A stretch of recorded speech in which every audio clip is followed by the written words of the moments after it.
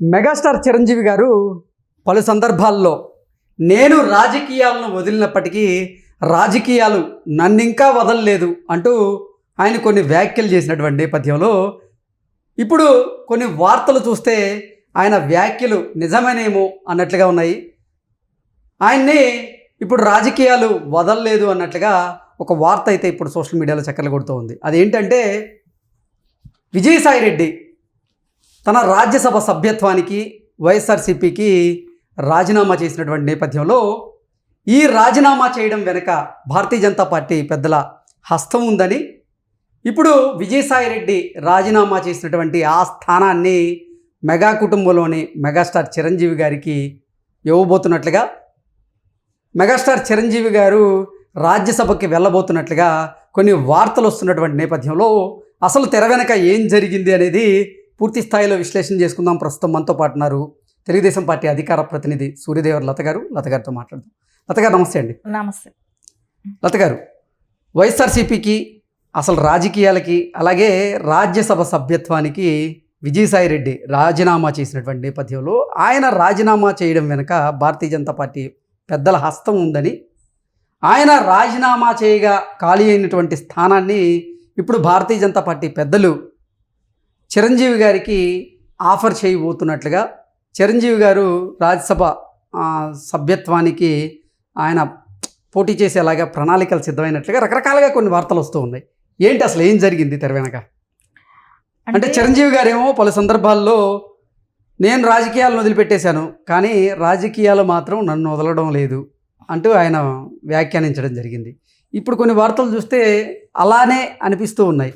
ఆయన రాజకీయాల గురించి మాట్లాడడం వదిలేశారు, కానీ రాజకీయాలకు సంబంధించినటువంటి వార్తల్లో ఆయన ఎప్పుడు హెడ్లైన్స్లో అవుతూ ఉన్నారు. ఏంటి దీన్ని ఎలా చూడాలి? అంటే చిరంజీవి గారు అయితే రాజకీయాలకు దూరంగా ఉంటున్నట్టే చెప్తున్నారు.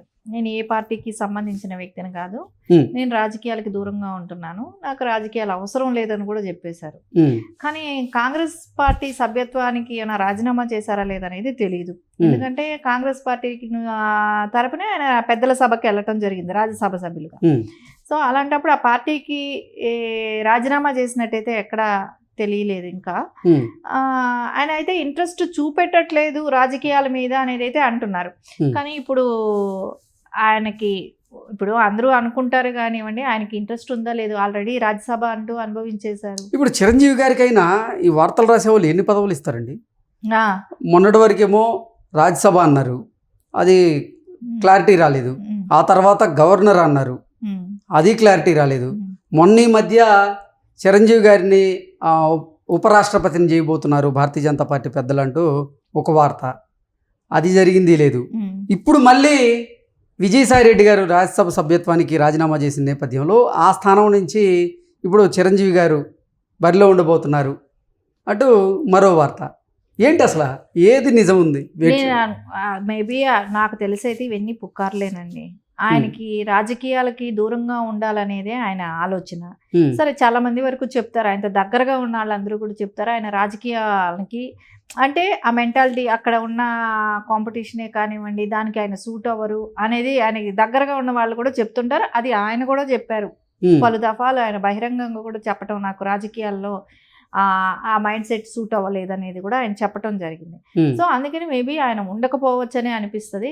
ఇంకోటి ఏంటంటే అలా తీసుకుంటే ఇంకా కుటుంబంలో మొత్తం అందరికీ ఉన్నట్టే అవుతుంది.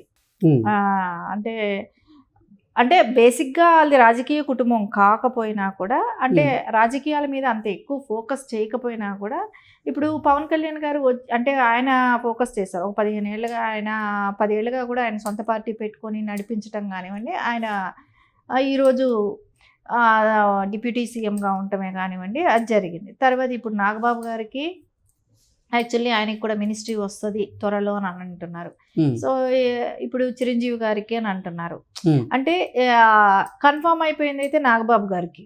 ఎందుకంటే నారా చంద్రబాబు నాయుడు గారు అది కూడా ఇంకా కన్ఫర్మ్ ఏం కాలేదు, అఫీషియల్ గా ఇంకా వార్తలు రాలేదు. అంటే ఇస్తారు అనేది అయితే వాళ్ళ కూటమిలో అయితే కన్ఫర్మ్ అయిపోయింది కదా, కూటమి ప్రభుత్వంలో అయితే కన్ఫర్మ్ అయిపోయింది. కానీ ఇంకా ఏ పదవి ఎప్పుడు అనేది అయితే కన్ఫర్మ్ కాలేదు. సరే చిరంజీవి గారిది అనేది ఇంకా ఎవరు కూడా దాన్ని కూటమి ప్రభుత్వమే కానీ అంటే బీజేపీయే కానివ్వండి, ఆయన ఏ పార్టీలో ఉన్నారనేది కూడా ఇంతవరకు అంటే ఈవెన్ జనసేనలో కూడా ఆయన లేరు. జనసేన పార్టీ అంటే సొంత తమ్ముడు పార్టీ కూడా ఆయన ఓన్లీ మద్దతు తెలిపారే కానీ దాని పార్టీ సభ్యత్వం కానివ్వండి, నేను ఆ పార్టీలో ఉన్నాననే కానివ్వండి ఏం చెప్పలేదు. సో ఆయన ఇంకా కాంగ్రెస్లో ఉన్నట్టేనా అనేది కూడా ఇంకా తెలియదు. సో అలాంటప్పుడు బీజేపీ కూడా ఎక్కడ మా పార్టీలో ఉన్నాడనేది కూడా లేదు. ఢిల్లీలో కిషన్ రెడ్డి గారి వాళ్ళ ఇంట్లో కూడా సంక్రాంతి సంబరాల్లో పాల్గొనడం జరిగింది. సో అక్కడ కూడా పార్టీ బీజేపీలో ఉన్నట్టుగాని ఎక్కడ కూడా మనకు తెలియదు.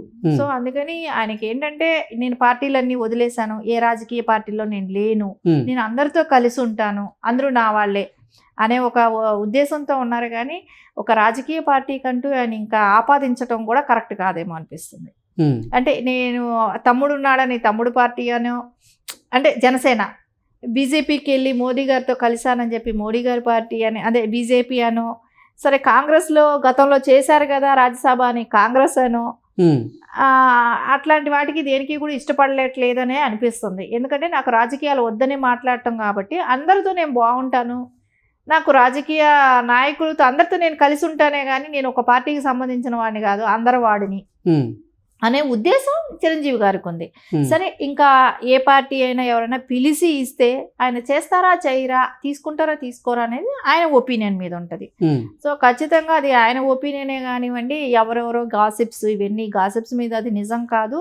అది ఇంతవరకు అది ఎవరు కూడా బహిర్గతంగా ఎక్కడా కూడా ఏ పార్టీ కూడా చెప్పలేదు. అంటే వైఎస్ఆర్సీపీకి అలాగే రాజ్యసభ సభ్యత్వానికి రాజీనామా చేసినటువంటి విజయసాయిరెడ్డి కూడా తర్వాత మీడియాతో మాట్లాడుతూ కూటమికే ఈ స్థానం దక్కే అవకాశం ఉంది అంటూ ఆయన బలంగా చెప్పినటువంటి నేపథ్యంలోనే ఇప్పుడు కూటమికి ఆంధ్రప్రదేశ్లో 164 స్థానాలు ఉన్నటువంటి నేపథ్యంలో ఈ ఖాళీ అయినటువంటి స్థానం మాత్రం కూటమికి వచ్చేటువంటి అవకాశం ఉంది. కూటమి తరపునే ఇప్పుడు చిరంజీవి గారికి రాజ్యసభ పదవి దక్కబోతుంది అనేటువంటి వార్తలు వస్తున్న నేపథ్యంలో ఏంటి అసలు ఎలా చూడాలి దాన్ని? అదే అనేది ఇప్పుడు విజయసాయిరెడ్డి చెప్పినా చెప్పకపోయినా మెజారిటీ ఉండేది ఇంకా కూటమి ప్రభుత్వం. వాళ్ళకి ఎలాగో ఇది లేదు. సో ఖచ్చితంగా కూటమి ప్రభుత్వంకే వస్తుంది. సరే ఆ పర్సన్ ఎవరు అంటే కూటమిలో కూడా 3 పార్టీలు ఉన్నాయి. ఇటు పోతే జనసేన, భారతీయ జనతా పార్టీ కూడా చిరంజీవి వైపు మొగ్గు చూపిస్తుంది అన్నట్లుగా కొన్ని వార్తలు. అలాగే చంద్రబాబు గారు కూడా చిరంజీవి గారికి ఇవ్వచ్చు అని ఆలోచిస్తున్నట్లుగా కొన్ని వార్తలు, రకరకాల వార్తలు వస్తున్నాయి. వీటిని ఎలా చూడాలంటారు? అంటే ఇప్పుడు చిరంజీవి గారికి మళ్ళా రాజకీయాల్లోకి నేను రావాలి అనే ఆలోచన ఆయనకి ఉండాలి. ఇప్పుడు ఎలాగో కూటమి ప్రభుత్వంలో అయితే ఆయన అందరితో సత్సంబంధాలు బాగా ఉన్నాయి కాబట్టి తెలుగుదేశంతో కూడా ఆయన బాగానే ఉంటారు. అంటే నారా చంద్రబాబు నాయుడు గారితో కూడా ర్యాపో బాగుంటది కాబట్టి సో కూటమి ప్రభుత్వంతో ఆయనకి ర్యాపో ఉంది, బాగానే ఉంటది. కానీ అది చిరంజీవి అందరివాడే అయినప్పటికీ అసలు ముందు అటువంటి పదవి తీసుకోవాలనేటువంటి ఆసక్తి చిరంజీవి గారికి ఉందా? నేను అదే అనేది. ఎందుకంటే ఆయన గతంలో చేశారు, పెద్దల సభకు ఆయన వెళ్ళారు కాంగ్రెస్ పీరియడ్ టైంలో. కానీ అది మళ్ళా ఆయన దాన్ని చేయటానికి ఇష్టపడతారా? ఆల్రెడీ చేసిందే కదా, ఎందుకు మళ్ళా రాజకీయంలోకి ఎందుకు వెళ్ళాలి అనే ఆలోచన ఆయనకు ఉండొచ్చు కదా. సో ఎందుకు ఇప్పుడు రాజకీయంలోకి వెళ్తే మళ్ళా కొందరివాడిగా మిగిలిపోతాను, నేను అందరివాడిగానే ఉంటాను అనే ఆలోచన ఆయనలో ఉండొచ్చు. అందుకని ఖచ్చితంగా ఇదన్నీ ఏదైతే రూమర్స్ అంటే కూటమి ప్రభుత్వం ఏదో ఒకటి అనౌన్స్ అయ్యే వరకు అయితే వెయిట్ చేస్తే బెటర్. ఏదో రూమర్స్ క్రియేట్ చేసుకొని దాని గురించి మాట్లాడటం అనేది అనవసరం. ఓకే అండి, thank you so much. Thank you.